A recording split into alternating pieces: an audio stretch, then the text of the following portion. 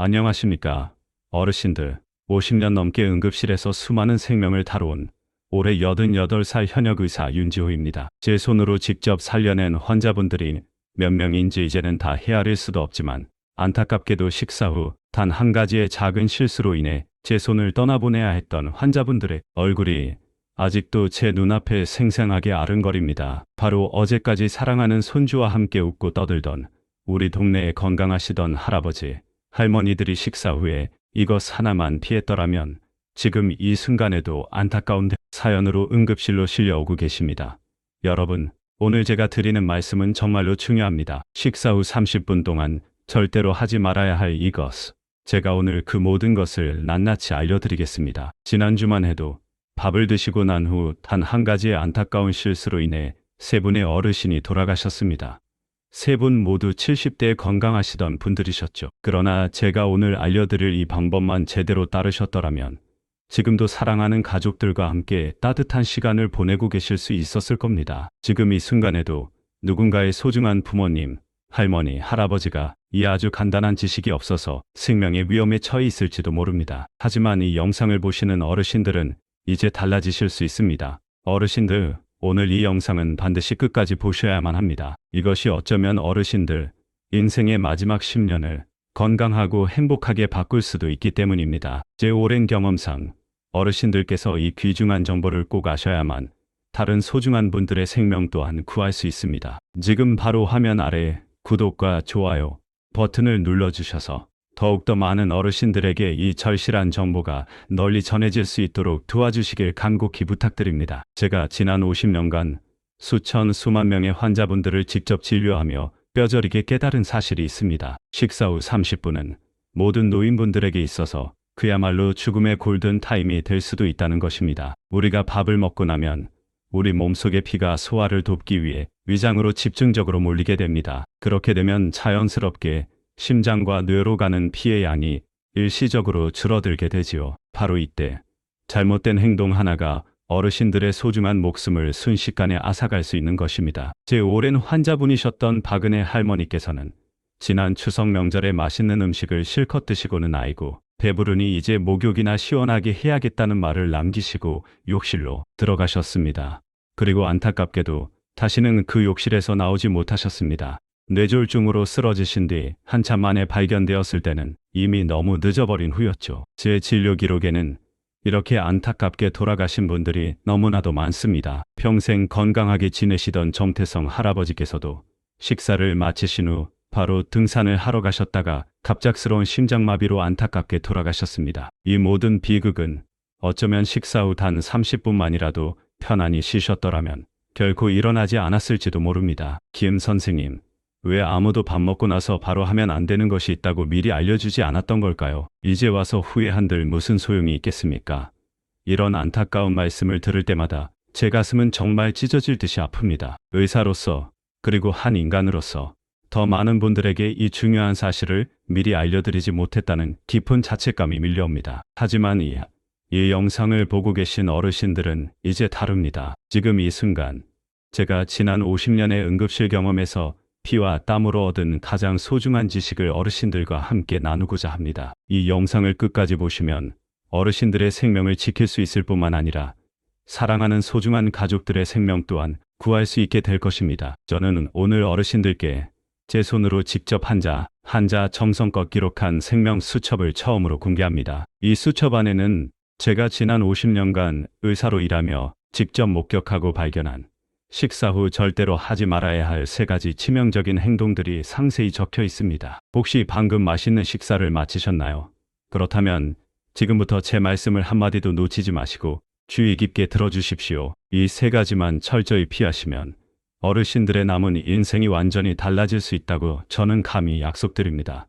첫 번째, 식사 직후 바로 눕는 것입니다. 아니, 밥 먹고 나서 편안하게 좀 눕는 게 뭐가 그렇게 큰 문제라고 그래?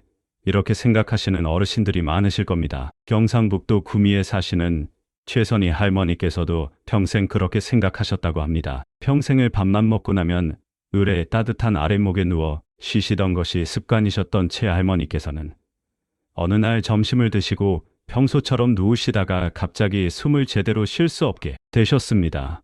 다행히 가족들이 빨리 발견하여 병원으로 옮겨졌지만 안타깝게도 이산이 폐로 역류하여 아주 큰 상처를 입으셨습니다. 서울 아산병원의 소화기내과 전문의이신 김준호 선생님께서는 이렇게 말씀하셨습니다. 식사 후 바로 눕게 되면 위에 남아있던 음식물과 위산이 식도를 통해 목구멍으로 역류하기 쉽습니다. 이것이 단순히 속이 좀 쓰린 것을 넘어서 심각한 경우 폐에 염증을 일으키고 생명을 위협하는 큰 병으로까지 이어질 수 있습니다. 특히 연세가 많으실수록 이러한 위산 역류 현상이 더욱더 잘 생긴다고 하니 각별히 주의하셔야 합니다. 더욱 무서운 사실은 이렇게 누운 자세에서는 폐렴에 걸릴 위험이 건강한 사람보다 무려 3배나 더 높아진다는 것입니다. 위에 있던 음식물이 기도로 잘못 넘어가게 되면 아주 심각한 흡인성 폐렴이 발생할 수 있습니다. 안타깝게도 연세 드신 분들은 이로 인해 돌아가시는 경우도 적지 않습니다. 두 번째, 뜨거운 물로 바로 목욕하는 것입니다. 밥 먹고 나서 따뜻한 물에 몸을 담그는 것이 얼마나 좋은데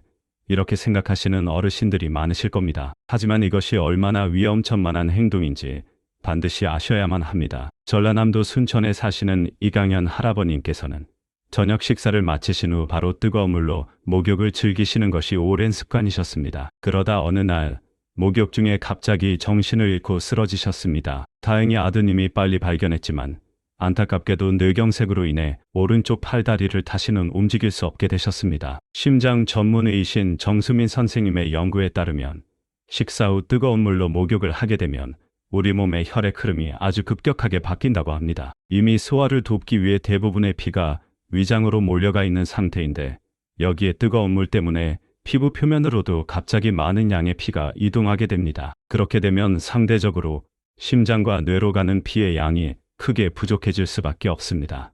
이 때문에 뇌졸중 발병 위험이 평소보다 무려 2.8배나 더 높아진다고 합니다. 특히 평소 혈압이 높으시거나 당뇨가 있으신 분들은 더욱더 위험하니 절대로 식사 직후 뜨거운 목욕은 피하셔야 합니다.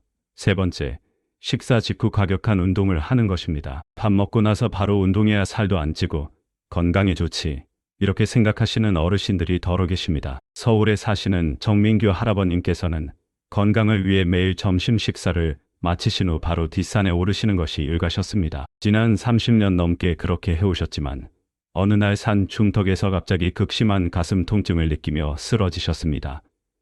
심장마비였습니다. 다행히 함께 등산했던 친구분들이 신속하게 응급처치를 해주셔서 목숨은 건지셨지만 안타깝게도 심장 기능의 30%가 영원히 손상되고 말았습니다. 심장 전문의이신 이지은 선생님의 연구에 따르면 식사 직후 30분 안에 힘든 운동을 하게 되면 우리 심장에 아주 큰 부담이 생긴다고 합니다. 소화를 위해 이미 많은 양의 피가 위장으로 가 있는 상태인데 운동을 하면 근육에서도 갑자기 많은 양의 피를 필요로 하게 됩니다. 그렇게 되면 우리의 심장은 그야말로 과부하 상태에 놓이게 되어 너무나도 힘겨워하게 되는 것입니다. 특히 무거운 것을 들거나 가파른 언덕을 오르는 것과 같은 행동은 혈압을 갑자기 큰 폭으로 높여서 치명적인 뇌출혈이나 심장마비의 직접적인 원인이 될 수도 있습니다. 식사 후에 이러한 위험한 행동들을 하게 되면 우리 몸은 과연 어떻게 될까요?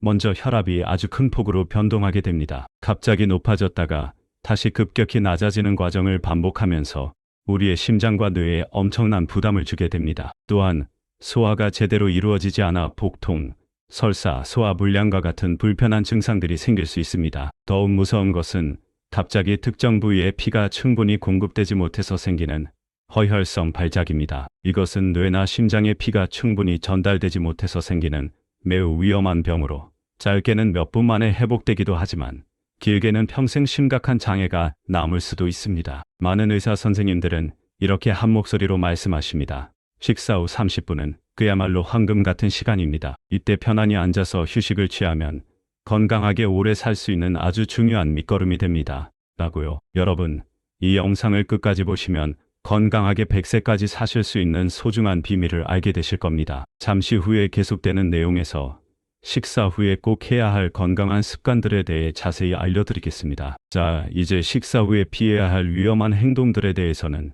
충분히 알아보았으니 이번에는 반대로 식사 후에 꼭 해야 할 아주 좋은 건강 습관들을 알려드리겠습니다. 이 방법들만 잘 따르시면 어르신들께서 건강하게 오래 사실 수 있다고 저는 확신합니다. 첫 번째 좋은 습관은 바른 자세로 앉아있기입니다. 식사를 마치신 후 최소한 30분 동안은 반드시 바른 자세로 편안하게 앉아 계시는 것이 중요합니다. 허리를 굳게 펴고 앉아 있으면 소화가 훨씬 더 잘 되고 위산이 역류하는 것을 효과적으로 막을 수 있습니다. 부산에 사시는 김정숙 할머니께서는 평생을 심한 소화 불량으로 고생하셨습니다. 하지만 식사 후 30분 동안 바른 자세로 앉아 있는 이 간단한 습관을 꾸준히 들이신 후 지난 10년 넘게 약 없이도 건강하게 잘 지내고 계십니다. 예전에는 밥만 먹고 나면 바로 소파에 벌러덩 눕곤 했는데 이제는 딱 30분만 참고 바르게 앉아 있으니 속이 정말 편안해졌어요. 이렇게 간단한 방법을 왜 나는 진작 몰랐을까 싶어요.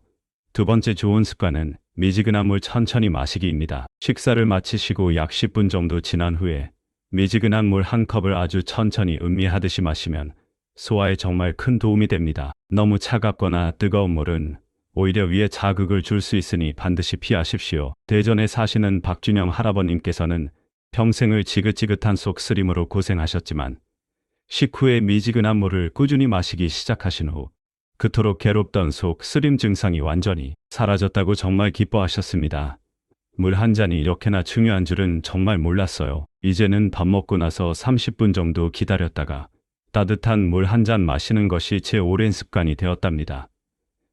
세 번째 좋은 습관은 가볍고 즐거운 대화 나누기입니다. 식사 후에 가족이나 마음 맞는 친구들과 함께 즐거운 이야기를 나누는 것도 우리 건강에 매우 좋습니다. 웃으면서 편안하게 대화를 나누면 스트레스가 자연스럽게 줄어들고 소화도 훨씬 더 잘 된다고 합니다. 울산에 사시는 이지영 할머니께서는 남편분과 식사를 마치신 후 항상 15분 정도씩 그날 하루 동안 있었던 이런저런 일들을 정겹게 나누는 시간을 가지신다고 합니다. 이 소중한 습관 덕분에 부부의 건강이 모두 눈에 띄게 좋아지셨다고 해요. 예전에는 밥 먹고 나서 각자 티만 멀뚱히 보곤 했는데 이제는 서로 마주보고 이야기하는 시간을 꼭 가져요. 이게 바로 우리 부부의 건강 비결이자 행복 비결이랍니다.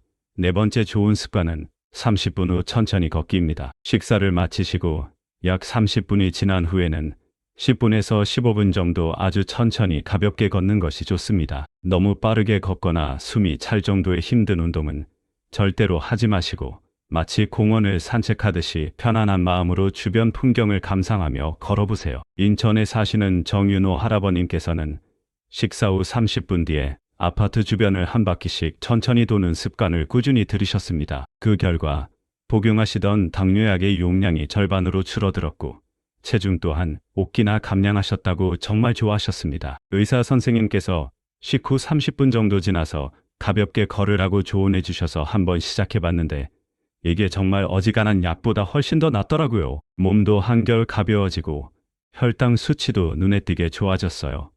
여러분, 이 네 가지만이라도 꾸준히 잘 지키시면 어르신들의 건강이 정말로 달라질 수 있습니다. 지금까지 식사 후에 꼭 해야 할 좋은 건강 습관들에 대해 자세히 알아보았는데요. 이 영상을 끝까지 보시면 더욱더 다양하고 유익한 건강 비결들을 많이 알려드릴 예정이니 채널 고정해 주시기 바랍니다. 자, 이제 우리가 하루 세 끼 식사에서 얼마나 먹어야 하는지, 그리고 어떤 음식을 주로 먹어야 하는지에 대해 함께 알아보겠습니다. 건강한 식사는 우리 몸을 튼튼하게 지키는 가장 기본적인 토대와도 같습니다. 제가 지난 50년 동안 수많은 환자분들을 만나 진료하면서 알게 된 아주 중요한 사실이 하나 있습니다. 식사 후에 유난히 심한 졸음이나 극심한 피로감을 자주 느끼신다면 이것은 우리 몸이 보내는 일종의 위험 신호일 수 있다는 것입니다. 특히 우리 나이가 점점 많아지면 안타깝게도 소화 기능이 예전만큼 활발하지 못하게 약해집니다. 그래서 젊었을 때처럼 많은 양의 음식을 한꺼번에 먹으면 절대로 안 됩니다. 식사 후에 속이 심하게 부대끼고 참을 수 없을 정도로 졸음이 쏟아지는 것은 바로 과식의 명백한 증거입니다. 부산에 사시는 최진규 할아버님께서는 평생 동안 밥을 아주 많이 드셨습니다. 밥을 많이 먹어야 힘이 생긴다 라고 늘 생각하셨죠. 그런데 어느 날 식사를 마치신 후 극심한 졸음과 함께 심한 가슴 통증이 갑자기 찾아왔습니다. 급히 병원에 갔더니 위장이 너무나도 심하게 늘어나서 바로 위에 있는 심장을 압박하고 있었다는 충격적인 진단을 받았습니다. 그렇다면 우리에게 적절한 식사량은 과연 어느 정도일까요? 제가 오랜 임상 경험을 통해 터득한 황금 비율이 있습니다. 어르신들의 손바닥 크기만큼의 밥과 여러 가지 반찬을 드시는 것이 가장 좋습니다. 젓가락을 아주 천천히 움직이시면서 한 입에 최소한 20번 이상 꼭꼭 씹어서 삼키십시오. 그리고 배가 약 80% 정도 찼다고 느껴지시면 아쉬움이 남아도 바로 수저를 내려놓으시는 것이 현명합니다. 어르신들의 건강한 식탁에 꼭 있어야 할 음식들도 몇 가지 알려드리겠습니다.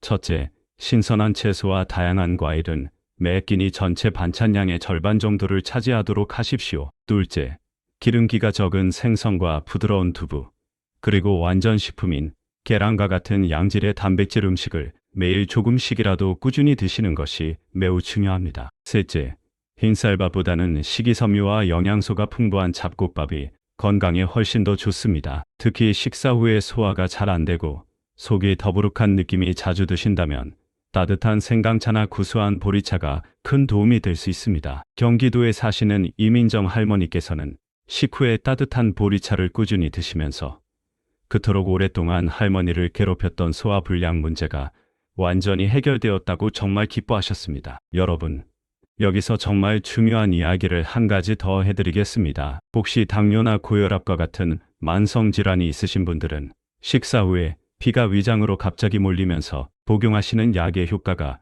예상과 다르게 나타날 수 있습니다. 그래서 약을 드시는 시간 또한 매우 중요합니다. 일반적으로 식사 30분 전에 드시거나 아니면 식사를 마치시고 최소 이 시간이 지난 후에 드시는 것이 좋습니다. 하지만 가장 정확한 것은 반드시 담당 의사 선생님과 상의하여 복용 시간을 결정하시는 것입니다. 제 환자분 중에 이강훈 할아버님께서는 식사 직후에 혈압약을 드셨다가 갑자기 심한 어지럼증을 느껴 넘어지시는 바람에 고관절이 부러지는 안타까운 사고를 당하신 일이 있었습니다. 약 먹는 시간 하나를 제대로 지키지 못해서 이렇게나 큰 사고가 날 수도 있다는 사실을 절대로 잊지 마십시오. 이 영상을 끝까지 보시면 더욱더 유익하고 다양한 건강 비결들을 많이 알려드릴 테니 조금만 더 집중해 주시기 바랍니다. 어르신들의 소중한 식사 시간이 건강을 해치는 시간이 아니라 오히려 생명을 지키고 활력을 더하는 귀한 시간이 되기를 진심으로 바랍니다. 식사 후에는 휴식이 정말로 중요합니다. 저는 오랜 의사 생활을 통해 식후 휴식의 황금 시간을 찾아냈습니다.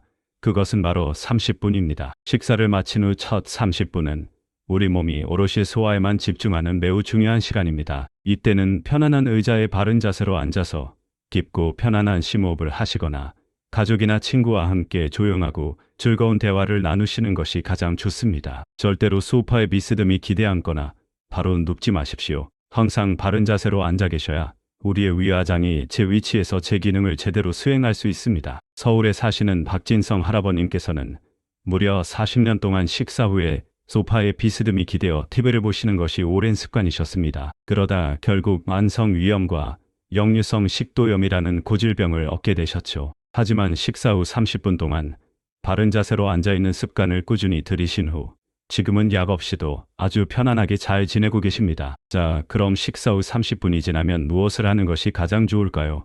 가장 좋은 것은 바로 천천히 걷는 것입니다. 절대로 빠르게 걷거나 뛰는 것이 아니라 마치 한가롭게 공원을 산책하듯이 아주 천천히 편안하게 걷는 것이 좋습니다. 광주에 사시는 김민재 할아버님께서는 식사를 마치신 후 매일 15분씩 아파트 단지를 한 바퀴씩 천천히 도는 습관을 꾸준히 들이셨습니다. 그 결과 지난 10년 넘게 복용하시던 당뇨약의 용량을 절반으로 줄일 수 있으셨다고 합니다. 처음에는 솔직히 좀 귀찮았지만 이제는 밥 먹고 나서 잠깐이라도 걷지 않으면 뭔가 하루 일과가 빠진 것 같아요. 걷고 나면 속도 훨씬 편하고 기분도 상쾌해집니다. 여기서 다시 한번 강조드리지만 중요한 것은 식사 후 바로 걷는 것이 아니라 반드시 30분 정도 충분히 쉰 다음에 걷는 것입니다. 이 30분의 휴식 시간을 꼭 지켜주십시오.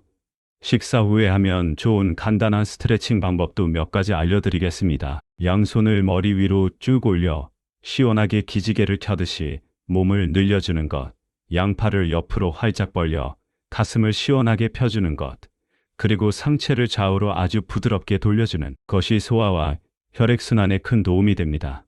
하지만 이러한 스트레칭 또한 반드시 식사를 마치시고 30분 정도가 지난 후에 하셔야 한다는 점을 잊지 마십시오. 또한 식사 후에는 TV나 스마트폰을 보는 것보다 조용히 책을 읽거나 가볍게 글씨를 쓰는 것이 건강에 훨씬 더 유익합니다. 특히 자신이 좋아하는 시를 천천히 베껴 쓰거나 그날 있었던 일들을 떠올리며 간단하게 일기를 쓰는 것은 뇌 건강에도 아주 좋고 소화에도 긍정적인 도움이 됩니다. 전라남도에 사시는 이상철 할아버님께서는 식사를 마치신 후 10분간 조용히 명상을 하시고 그 다음 20분 동안 일기를 쓰는 특별한 습관을 가지고 계십니다. 이 덕분에 혈압이 안정되고 수면의 질 또한 눈에 띄게 좋아지셨다고 합니다. 식사 후에 마음을 이렇게 편안하게 가지니 몸도 마음도 예전보다 훨씬 더 건강해졌어요. 이런 아주 작은 습관 하나가 제 삶 전체를 바꾸어 놓았습니다. 여러분, 이 영상을 통해 배운 내용들을 오늘부터 꼭 한번 실천해 보십시오. 식사 후 30분 동안은 절대로 바로 눕지 마시고 뜨거운 물로 목욕하지 마시며 과격한 운동은 반드시 피하시고 대신 바른 자세로 편안하게 앉아 계시다가 30분이 지난 후에 천천히 걸어 보십시오. 이것만으로도 어르신들의 건강이 이전과는 확연히 달라지는 것을 느끼실 수 있을 겁니다. 여러분, 혹시 계절에 따라 식후 관리법이 조금씩 달라져야 한다는 사실을 알고 계셨나요? 특히 무더운 여름철과 추운 겨울철에는 더욱더 각별한 주의가 필요합니다. 먼저, 여름철에는 식사를 마치신 후 에어컨 바람을 직접적으로 쐬지 않도록 주의하십시오. 차가운 바람은 우리 몸의 혈관을 갑자기 수축시켜 소화 기능을 방해하고 심장에도 큰 부담을 줄 수 있습니다. 특히 식사 후에는 자연스럽게 땀이 나기 쉬운데 이때 갑자기 찬 바람을 직접 쐬게 되면 체온이 급격히 떨어져 면역력이 약해질 수 있습니다. 부산에 사시는 정유진 할머니께서는 작년 여름 식사를 마치신 후 바로 에어컨 바람을 직접 쐬시다가 갑작스러운 복통과 설사로 한동안 고생하셨다고 합니다. 그 이후로는 식사 후 30분 정도는 에어컨을 아주 약하게 틀거나 선풍기를 천장 쪽으로 향하게 하여 간접적으로 시원함을 느끼시는 방법을 택하고 계십니다. 여름철에는 식사 후에 미지근한 물이나 고소한 보리차를 천천히 마시는 것이 가장 좋습니다. 너무 차가운 음료는 위장을 갑자기 수축시켜 소화를 방해할 수 있다는 점을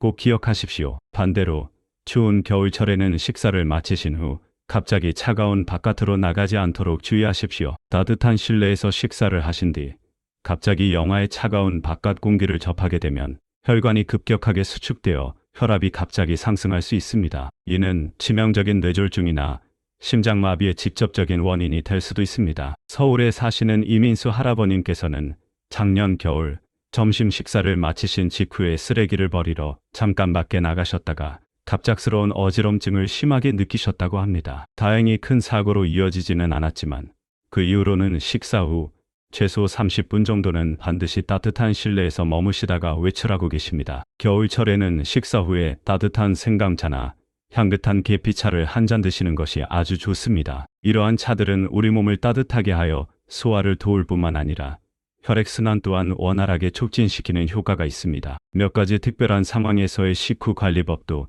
추가로 알려드리겠습니다. 가족들과 함께 즐거운 외식을 했을 때는 더욱더 주의를 기울이셔야 합니다. 외식 음식은 보통 집에서 직접 조리해서 먹는 음식보다 기름지고 짜기 때문에 우리 소화기관에 더 큰 부담을 줄 수 있습니다. 따라서 외식을 하신 후에는 집에 돌아오셔서 바로 눕지 마시고 최소한 1시간 정도는 가볍게 활동적으로 지내시는 것이 좋습니다. 평소에 여러 가지 약을 복용하고 계시는 분들은 식사 시간과 약 복용 시간을 반드시 잘 조절하셔야 합니다. 예를 들어 혈압약이나 당뇨약 등은 의사 선생님의 지시에 따라 식전에 복용해야 하는 경우도 있고 반대로 식후에 복용해야 하는 경우도 있습니다. 특히 여러 종류의 약을 동시에 복용하시는 경우에는 식사 시간과 각 약의 복용 시간 사이에 적절한 간격을 두는 것이 매우 중요합니다. 반드시 담당 의사 선생님과 충분히 상의하십시오. 마지막으로 혹시 혼자 살고 계시는 어르신들을 위한 특별한 조언을 한 가지 더 드리겠습니다. 혼자 식사를 하실 때는 특히 식후 관리에 더욱더 신경을 쓰셔야 합니다. 식사 후에 갑자기 몸이 아프거나 심한 불편함을 느끼실 경우 바로 도움을 요청하실 수 있도록 항상 전화기를 가까이에 두십시오. 또한 식사를 마치신 후 최소 1시간 정도는 사랑하는 자녀나 가까운 이웃과 전화통화를 하시거나 직접 만나 가벼운 교류를 가지시는 것이 좋습니다. 대구에 사시는 한미영 할머니께서는 혼자 살고 계시지만 식사를 마치신 후에는 항상 따님이나 옆집 이웃과 10분 정도씩 즐거운 전화통화를 하시는 좋은 습관을 가지고 계십니다. 이러한 아주 작은 습관 하나가 혹시 모를 위급한 상황에서 어르신의 소중한 생명을 구할 수도 있습니다. 혼자 살아도 밥 먹고 나서 이렇게 누군가와 잠깐이라도 말을 나누는 것이 얼마나 중요한지 몰라요. 작년에 제가 식사 후에 갑자기 심하게 어지러움을 느꼈을 때 마침 딸아이와 전화 통화 중이었던 덕분에 정말 빨리 도움을 받을 수 있었답니다. 여러분, 이제 식사 후 건강관리의 중요성에 대해 모두 충분히 알게 되셨을 겁니다. 식사 후 30분 동안 절대로 하지 말아야 할 3가지 위험한 행동들, 그리고 대신 꼭 해야 할 건강하고 지혜로운 습관들을 다시 한번 마음속에 꼭 새겨주십시오. 제가 지난 50년의 긴 의사 생활을 통해 뼈저리게 깨달은 것은 진정한 건강은 결코 거창하거나 어려운 것이 아니라 바로 이러한 아주 작고 사소한 생활 습관들 속에서 비롯된다는 것입니다. 오늘 배우신 내용들을 지금부터라도 꾸준히 실천하시면 어르신들도 분명 건강하고 활기차게 오래 사실 수 있을 거라고 저는 굳게 믿습니다. 이 영상이 어르신들과 어르신들의 소중한 가족 모두에게 큰 도움이 되기를 진심으로 바랍니다.